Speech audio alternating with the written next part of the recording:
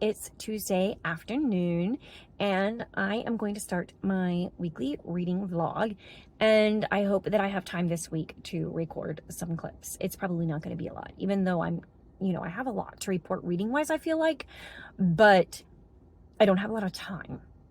I'm not sure how those two things go together, but anyway. So first of all, Count of Monte Cristo, steadily reading that one and enjoying it very much. And I am close to 70% of the way through that one, and I'm getting to the point where I can tell we're getting close to, the end, the climax of things, obviously, at this point in the story. And so that's good. I don't really have anything fresh to say or add about that. And let's see, I DNF'd a couple things. So I already mentioned in my last weekly reading vlog that I DNF'd the First Ladies. And then I picked up a couple of Pride and Prejudice retellings, one after the other. And both of them were kind of a fail. So one was highly recommended. I was very disappointed that I didn't like, but I just couldn't anymore. I'll tell you about it in a minute. But first I want to say, if you have Pride and Prejudice retelling that you really love, let me know, because I kind of am in the mood to read one, but I've just been failing at that. So, well, not failing at it, but I just haven't. Other than the Unequal Affections, which I'd already read and I enjoyed the reread, I've not found a good one. And I'm just sort of in the mood for that. And it doesn't have to be a Pride and Prejudice one, actually. It can be any of Austen retellings. But especially if it's been one we've already read. Like Sense and Sensibility as well would be a good one, because there aren't as many of those. I wouldn't mind reading a retelling of that one. Anyway, the first one was Mr. Darcy's Daughters, which I had picked up used somewhere along the way for really cheap. And I thought, why not try it? And it wasn't terrible. It just was boring. And I was not enjoying it. And furthermore, I think the bigger issue was, besides that, which is, not everybody would find it boring. I don't think that it was super slow paced or whatever. But the part I didn't like was that Elizabeth and Darcy were not even in the picture. They weren't in the story. They were away in Constantinople or something. And this was about their children, who are mostly grown. They're about the ages of the Bennet sisters in Pride and Prejudice. But their parents are completely out of the picture, which is a little weird to start with. And I had a hard time, accepting that as a reasonable reality, first of all. And secondly, I missed having them be part of the story. And what I want from a continuation or retelling or sequel of Pride and Prejudice is I want Austen's characters. If it's imaginary characters completely made up by the author, not that the author was doing this, capitalizing on the Austen name, I don't think she was doing that. I mean, I think she genuinely was trying to write an interesting story that paralleled Pride and Prejudice in some ways. I don't know, I need the Austen characters in it, because that's the main thing that I want to experience. And if that's not there, or if they're not accurately drawn, that's the part I don't like. So I didn't love that. And then also the characters that she did include in that story, I felt like some of them were very inaccurate. Colonel Fitzwilliam was written as a grumpy, very straight-laced man, which he does not come across at all that way to me in the novel. He seems like a pretty easygoing, fun-loving kind of guy, not frivolous or careless, definitely mature and wise, but also not, I don't see him as being like a Lady Catherine de Bourgh character, which is kind of the way he was coming across in the book, in Mr. Darcy's Daughters. And then the gardeners, I felt like factually some of that information was just false. And also the styling of their characters and their lifestyle and everything just came across as inaccurate to me. So I gave up on that one. It wasn't terrible, but another of these DNFs were terrible. So people might like them. These are just the reasons why I didn't like them, and I just gave up on them because I'm mood reading in May and I just want everything to be fun. If I'm not enjoying it, then I'm not in the mood to read it, so I'm setting it aside. So I'm much more likely to set things aside and make way for things that I really want to read. Anyway, the other one I DNF'd was, and I was really disappointed about this, and that was The Other Bennet Sister by Janet Hadlow, because I heard so many good things about it, including from people who normally I enjoy what they read. So we have similar reading tastes. And I was reading on Goodreads. I think that maybe if you persevere, once you get past the first 30 to 50% of it, I think some of the things that I didn't like about it get resolved to an extent. Like if I had stuck with it, it might have improved and I would have ended up enjoying it, possibly. So, there's that. But I found it to be very slow. The pacing was very slow. There was a lot of narrative, and someone else reviewed it on Goodreads, and they summed it up perfectly. The problem is it's a very introverted character, Mary Bennet, who is pondering everything. Like she's thinking and overthinking things. And so you get a lot of her thoughts and her internal dialogue or monologue, whatever. And there's just a lot of pondering over the same things, revisiting the same concepts and the same ideas over and over again. I just didn't love it. Too much, too slow. So that was not my favorite. And then on top of that, I felt like it was not an accurate representation of Mary Bennet based on the character that Jane Austen was portraying. I think she's a more interesting, the way that Janet Hadlow, I think is the author's name, I think the way she portrayed Mary Bennet was a more sympathetic character and a more interesting character in a way, maybe more well-rounded, maybe more complex. So not a bad character. I think it's more like she was springboarding from what Jane Austen wrote rather than actually trying to dig into the character that Jane Austen actually wrote. So kind of different things. You have to go into understanding that. I was getting a little frustrated because it wasn't the Mary Bennet from Austen's books. Now, did she have the same lines that she has in Pride and Prejudice? Yes, she said the same things. Does her family view her, in the same way that Austen portrays? Yes. But Janet Hadlow is writing Mary Bennet as if everybody just completely misunderstands her, but she's actually really a very sympathetic character and is trying to give us reasons to love Mary Bennet, which is admirable and everything. But Austen purposely wrote her as an unsympathetic character to illustrate, at least in part, the folly of having a whole bunch of head knowledge and being able to, reading all of these books and having, technical precision in your artistry, i.e. playing the piano and singing, but not to have the heart of it at all. You can have all of the wisdom in the world and you can spout it off whenever you want, but if you don't have a heart with it as well, then it just come across as clanging cymbals, like 1 Corinthians 13 says. And I think that Mary Bennet illustrates that in the story. She's foolish because she thinks she's wise, but there's no heart behind what she says. She just wants to be seen as wise. She's a show off. And so she's unsympathetic for that reason. So I think if you want to write a sympathetic character for Mary Bennet, I think the best way, and you want to be true to Austen's work, then you have to give her a character arc with development where she grows out of that.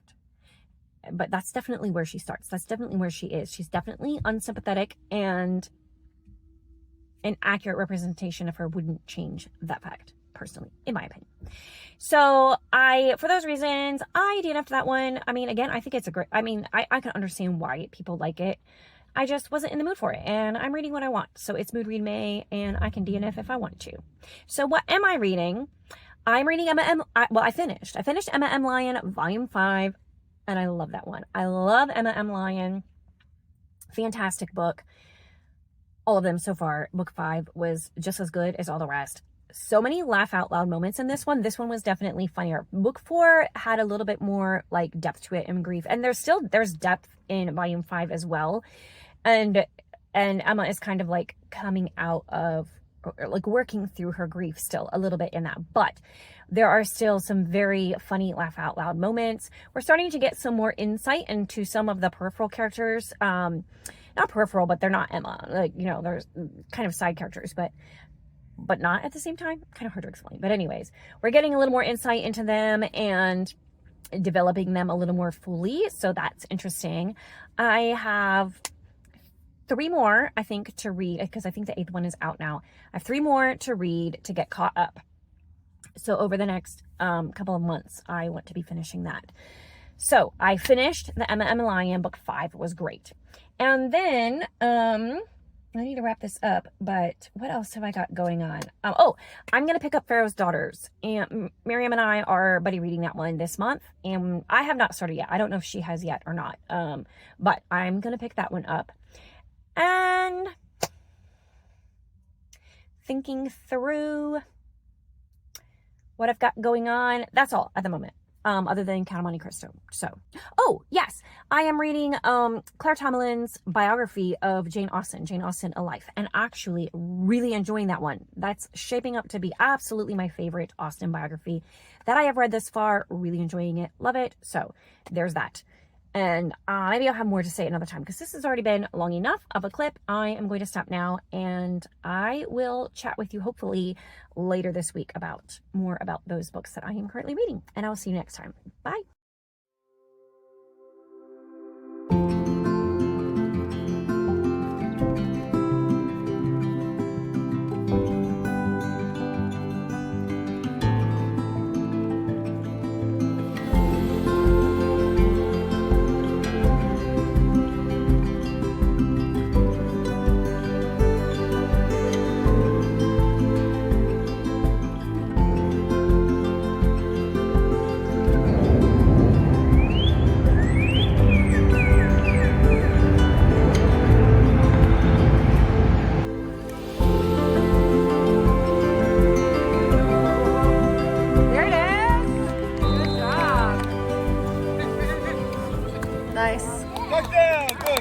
Well, ladies and gentlemen, we have successfully made it to Friday, and I am counting down the days because we are winding up this school year here, and we have 2 more full weeks, and then we have a 4-day week because Memorial Day, and then the last week of school is only 3 days, plus an award ceremony or a closing ceremony, whatever, on the 4th day, on the Thursday. So we are just really winding up this school year, winding down, whichever one it is. And I am very happy about that. Also, we are winding down with this reading vlog as well, even though there's not been a lot going on here because in terms of vlog, because I've been very busy. So life is crazy. But with school winding down and with flag football season winding down, I think things should slow down a little bit in my life. In fact, I'm getting really excited about this weekend. It's Mother's Day weekend. And guess what? Tomorrow, there's literally nothing on the calendar for me personally, which is amazing. It never happens. So I'm looking forward to spending some time getting up my New York vlog finally, like, edited and filmed and put up ready to go this week. That's my goal. And also, I'm just looking forward to relaxing a little bit, maybe going to some little free libraries. I don't know, we'll see.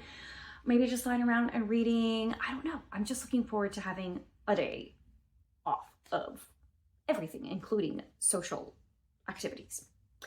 So that is my big, exciting weekend coming up. I don't know about you, but that's just very exciting to me right now. And then Mother's Day, of course, is on Sunday, which, by the way, I would just love to wish everyone a happy Mother's Day to all of you who are mothers. And I hope that your children treat you well on this day and honor you appropriately. And now I have a bit of a haul to share with you. So first of all, these are kind of birthday related books because Thrift Books, I got a free book for my birthday. And then of course, you know, like they keep telling you, well, if you order one more book, you'll get free shipping, or if you do this and you'll get that. So I ended up ordering, I think it was 3 books in order to get free shipping plus my free book. And then that bumped me up with enough in the rewards points that I was able to get another free book. So I got a total of 4 books, but I only actually paid for 2 of them from Thrift Books. So First of all, and there's a funny story about this one. So first of all, I got Scarlet, which I have been wanting to read for a little while now, because it is kind of like a retelling of the Scarlet Pimpernel. And I had seen it, I don't know, on Goodreads or something. I don't know, I stumbled across it somewhere and I was like, oh, well, that's fun. But first I wanted to reread the Scarlet Pimpernel. So I finally got around to rereading the Scarlet Pimpernel, I don't know, earlier this year or late last year, I forget when. And so then I was like, oh, I can get this. It was on Thrift Books and it was one of the cheaper options. And I was like, yes, okay, I can finally get this. I get it in the mail and I'm reading the blurb. Apparently I'd never actually read the whole blurb. Okay. It is 1793 and the French Revolution is in full swing. The very next word. Vampires, usually rich and aristocratic, have slaked the guillotine's thirst in large numbers. There's like, vampires is like every other word on the blurb back here. Plus also, if you take a close look at the cover there, it's quite obvious what's going on here, right? Okay, I am not a vampire girly. I'm not in my vampire era. I have never been in a vampire era. I did read Dracula last year for the first time and thoroughly enjoyed it. Really enjoyed it a lot, much more than I expected to, but I'm not so sure about a vampire version of the Scarlet Pimpernel. Okay, that's, I think might be a stretch for me. But I got it, so I'm kind of thinking I might just try it and see what happens. I mean, you know, the worst is I DNF it and I wasted an hour of my life, you know, whatever. So I also picked up, and I have much higher hopes for this one. Sarah Miller has written kind of retellings of Little House on the Prairie, focusing on Caroline. And then she has also written Marmee, which is focusing on Marmee from Little Women, retelling Little Women through Marmee's perspective. She has also written, I discovered last year at some point, quite a few historical fiction books that are based on historical characters and delving into kind of like literary, or what is the word that I'm looking for? I don't know, like biographies, but fictional biographies, which is one of my favorite genres. So I found this, actually, I've put her whole backlist on my TBR because she has like ones about Lizzie Borden, which is a story that intrigues me. And I don't know what other characters or what other people she has written fictional biographies about, but I kind of want to read all of them. And then this one I think is technically young adult, but I'm very interested in reading it. It's called Miss Spitfire, Reaching Helen Keller. So it's about Anne Sullivan, who was Helen Keller's teacher. And I have always admired the character of Anne Sullivan as a teacher and the way that she was able to reach Helen Keller and to teach her so many things. And yeah, I'm really interested in this fictional biography of her. Looking forward to reading that. And it's hardcover, so that's nice. And then I got some books because, guys, this is where we are in life right now. This is the stage of life I am at, where my children are getting old enough for, you know, taking tentative steps in the direction of having relationships, for example, my oldest especially. Not my younger so much. I am brushing up a little bit on the subject with my reading material. I asked in a Facebook group I'm in of Christian readers, I asked for recommendations for books about dating and relationships and stuff like that, written particularly for young adults heading into that aspect of life, but also written for, you know, parents to gain a little perspective on that. Anyway, and so I went through all of the recommendations and I kind of pulled the ones that were recommended most frequently, and I looked them all up, read the various reviews on Goodreads or whatever, and so I narrowed it down to a short list of ones that I thought would be the most helpful. We'll find out. I don't know. The first one I got was Sex, Dating, and Relationships by Gerald Heistand and Jay Thomas. And it seems like, based on the reviews that I've read, that it probably will be pretty good. And it looks like, I feel like it's very easily readable. So I don't know, we'll see. If you have any experience with this book, or if you have a book that you would like to recommend to me on the subject, I would love to hear that. I also got this one, What He Must Be If He Wants to Marry My Daughter. And this was written from the perspective, obviously, of a father with a daughter of marrying age and what he's looking for in a young man and in the relationship process.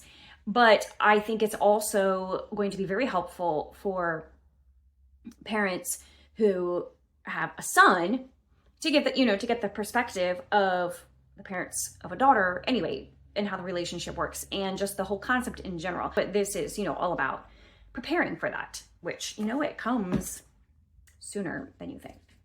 I also got a surprise gift the other day. So thank you, Lindsay, for that. Lindsay does not have a channel, but she's very supportive of the entire BookTube community.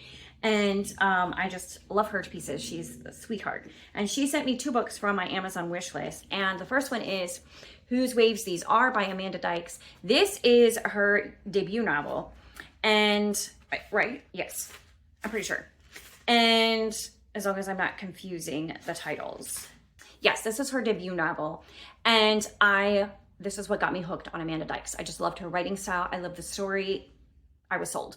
So, however, I believe I read it on Kindle, and I think that was even borrowed from the library or something. I don't have a physical copy of it. So that's why I'm trying to collect all of Amanda Dykes' books, because she's my favorite author and I want to have her books on hand.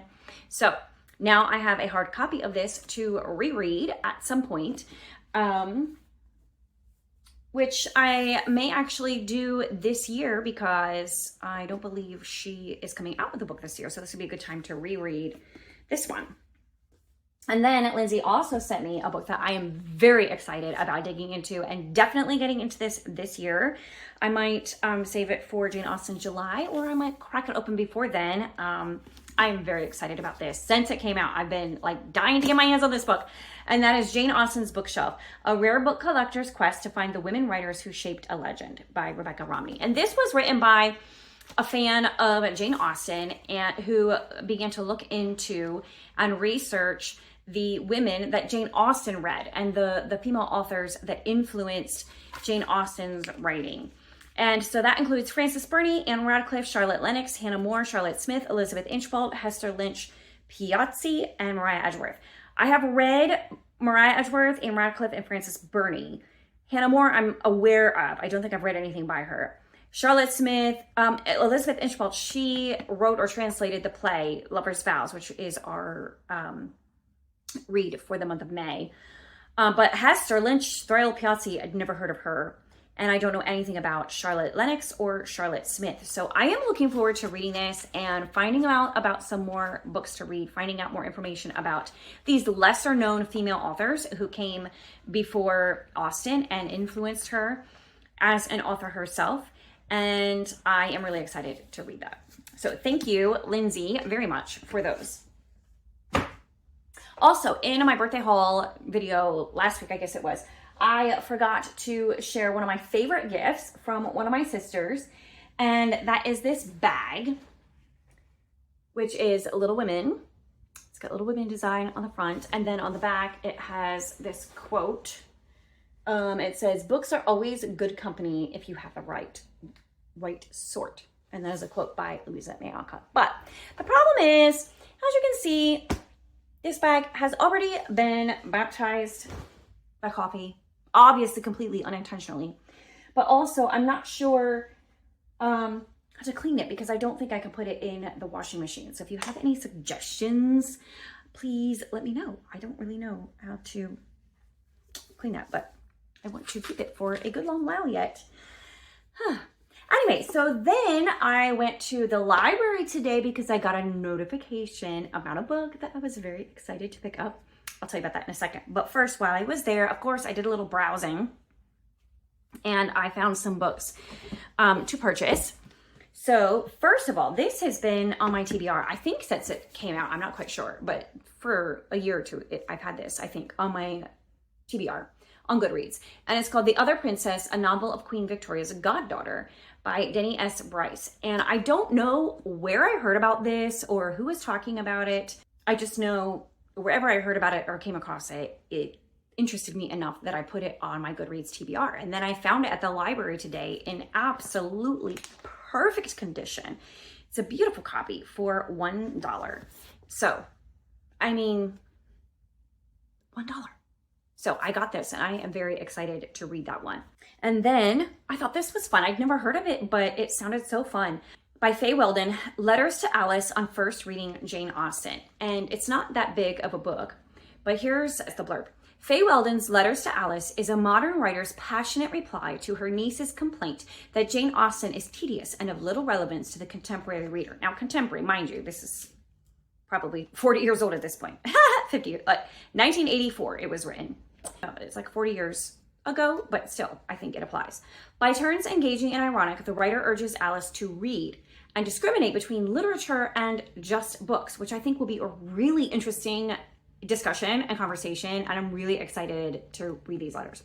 And once Alice can appreciate the very different arts of reading and writing, she will surely, the writer believes, be enchanted by the city of invention and the new and old words that flow from the pen. So I am really interested in reading this. I think it's not so much specifically about Jane Austen as it is about reading in general and reading good literature, etc., that sort of thing, which is a topic that really fascinates me and interesting. And I would love to get this perspective on it and just see what Faye Weldon thinks about it. So there's that. And I also picked up this one. I heard some people talking about this one last year, I think, at Christmas time, or maybe the year before, as an Advent devotional. It's been out for a few years. The Dawn of Redeeming Grace, Daily Devotions for Advent by Sinclair Ferguson.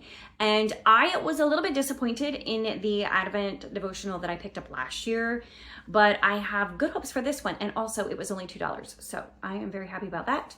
And I am looking forward to reading that at Christmas time. And while I was browsing the new arrivals at the library just to see what was there. By the way, I found there were so many books that I'm like, oh, that would be interesting.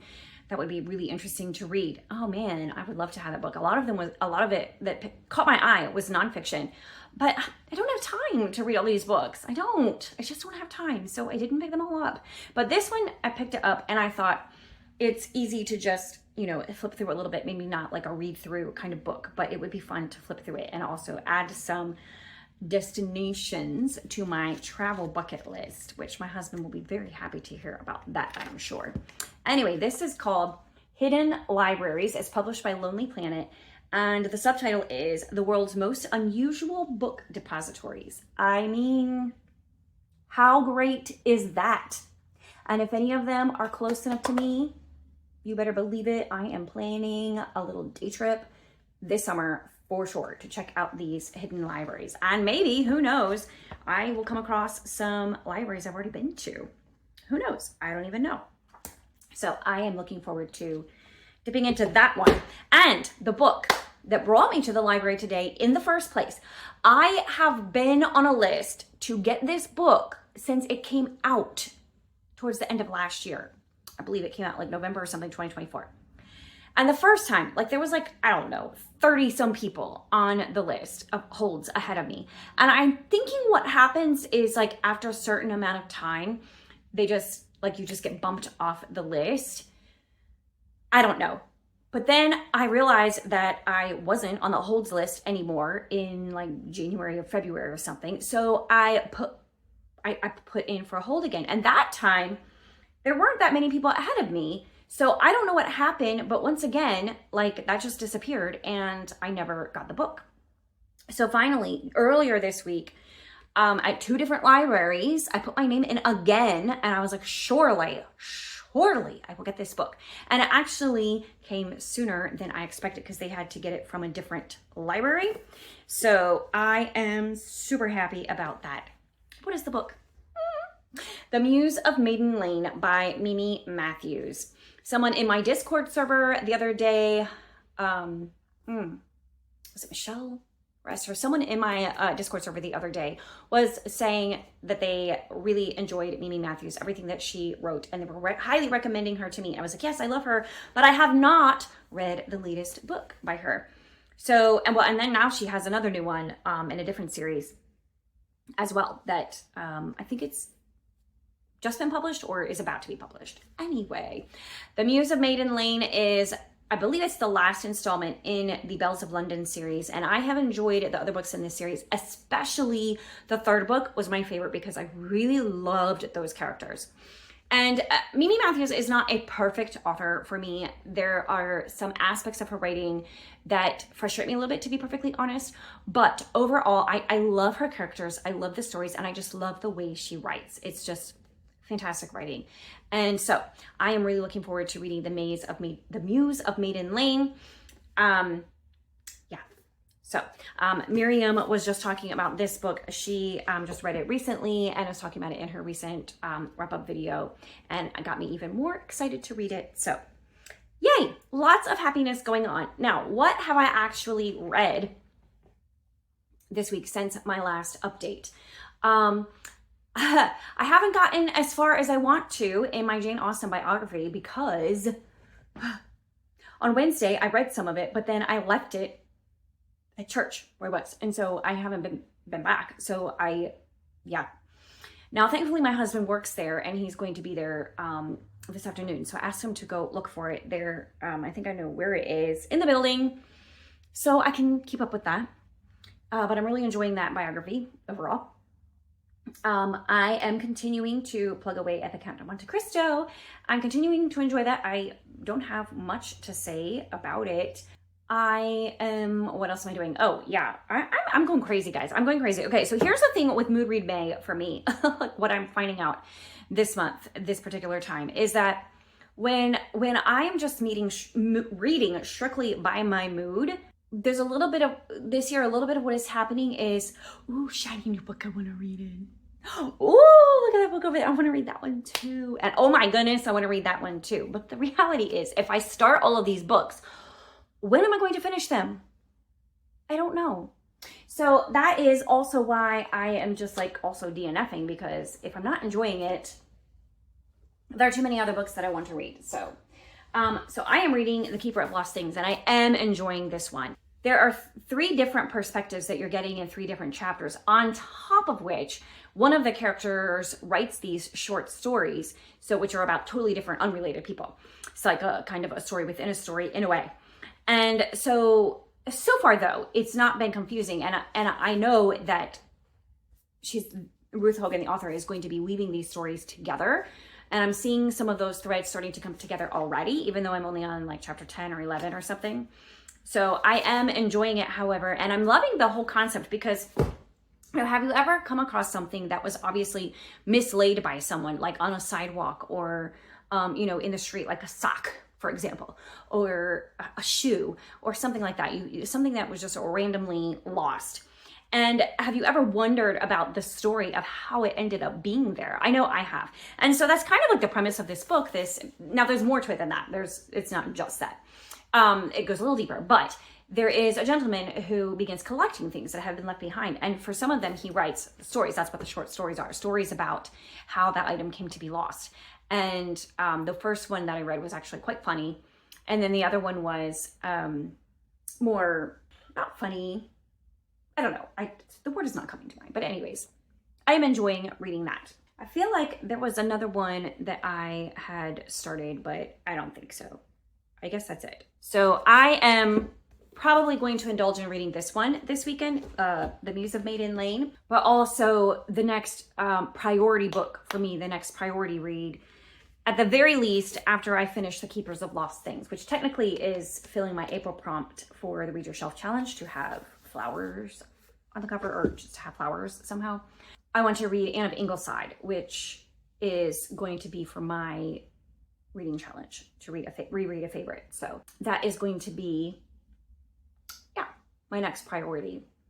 I think really my only other priority read, other than Buddy reading Faro's Daughters with Miriam, which we are planning to do. So that is what I have been going on this week. And I will close this video for now with this one. It's already quite long enough for anybody. So we will wrap up here. And once again, I wish all of the mothers out there a happy Mother's Day and have a fantastic week. Let me know in the comments any of your thoughts about anything that I have mentioned, any of the books or topics or etc. Whatever. Let me know. Let's continue the conversation in the comments, and I will see you next time. Bye.